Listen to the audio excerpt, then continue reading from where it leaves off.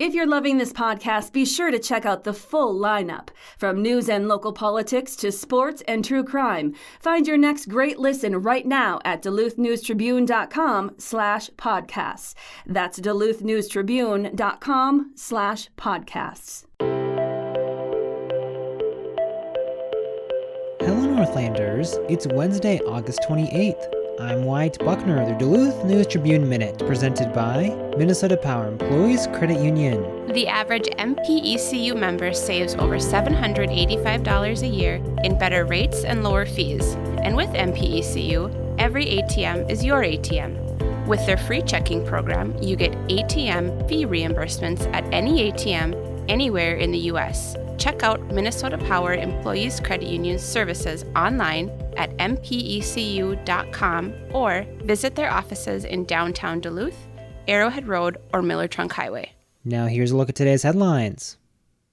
In a decisive 8-1 vote Tuesday morning, the University of Minnesota's Board of Regents chose not to divest from its financial investments in Israel and instead adopted a position of institutional neutrality. Board Chair Janie Mayeron introduced the resolution, which was subsequently presented by University President Rebecca Cunningham. Regent Robin Gully cast the sole dissenting vote, while Regents Ruth Johnson, Bo Thau Urabe, and Mary Turner were absent. Citing the board's mission to maximize investment returns and the state of Minnesota's prohibition on contracting with entities that discriminate against Israel, the resolution explains of the decision. At stake is $2.7 million, which the U of M has invested in 33 Israeli-based companies. These holdings represent just 0.1% of the university's $2.27 billion endowment fund. This information was made publicly available as part of a compromise in May between the UMN Divest Coalition and the university. The coalition,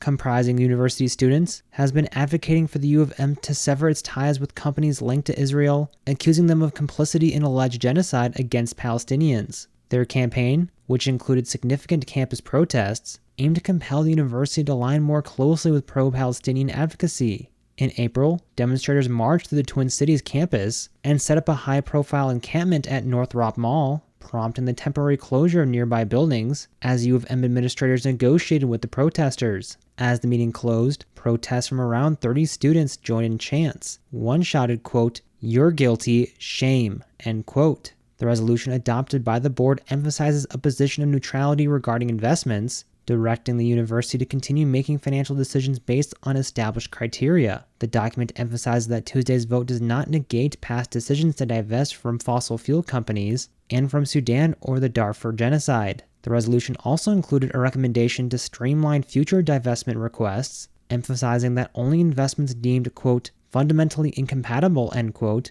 with U of M values and met with broad consensus from the university community would be considered for divestment. In anticipation of further student protests this fall, Cunningham outlined a plan for spontaneous civic engagement based on pre-existing policy. Protest sizes are capped at 100 participants, with limits on the sizes of posters, banners, and flyers used by protesters. There is a 10 p.m. curfew on protest activity, and participants must produce their IDs upon request by university officials or police.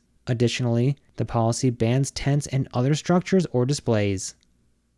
A long-running lawsuit over the future of downtown Duluth's Pastorate Terrace building appears to be nearing a resolution.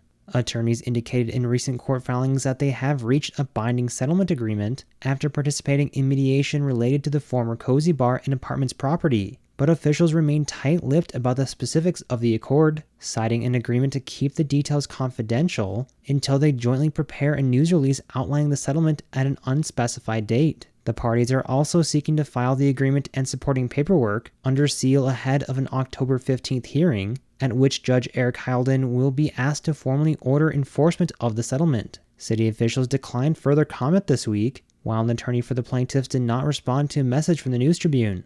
The building, designed by renowned architect Oliver Traffigan and constructed in 1887 as luxury townhomes at the corner of 1st Street and 2nd Avenue East, has sat in disrepair since the first in a series of major fires dating back to 2010. Then-owner Eric Ringsred, who has often been at odds with city administrators, lacked fire insurance and subsequently lost the pastorate and adjoining Paul Robeson Ballroom to tax forfeiture. It was then purchased by the Duluth Economic Development Authority which saw proposals to redevelop the property, but ultimately rejected a handful of interested parties, prompting the lawsuit from Rings Red and a group known as Respect Starts Here.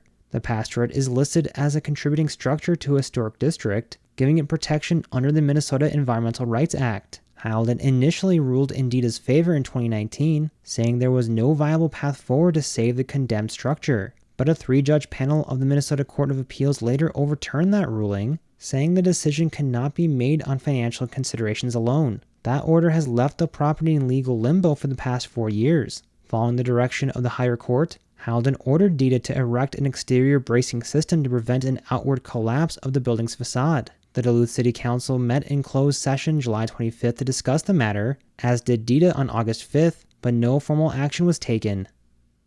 Now here's a look at your forecast, brought to the News Tribune's Northlandia podcast. Here's the forecast for the Duluth area on this Wednesday. A bit of patchy fog is possible to start off today, but otherwise skies are looking mostly sunny with breezy winds gusting up to 25 to 30 miles an hour.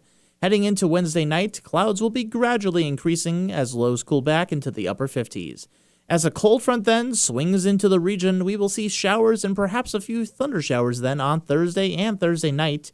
Breezy conditions then continue into the weekend, but we at least look mainly sunny and otherwise quiet, making for a great holiday weekend. I'm Storm Tracker meteorologist Robert Daly. Thank you to the Northlandia podcast for their support. The bi-weekly podcast explores curious and unique stories here in the Northland. The latest episode explores the long-abandoned property home to over 1,000 buried pets.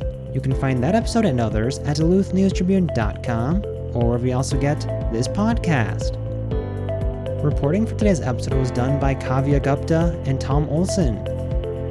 Thank you for listening to Duluth News Tribune Minute. Have a great day, and we'll see you back here tomorrow.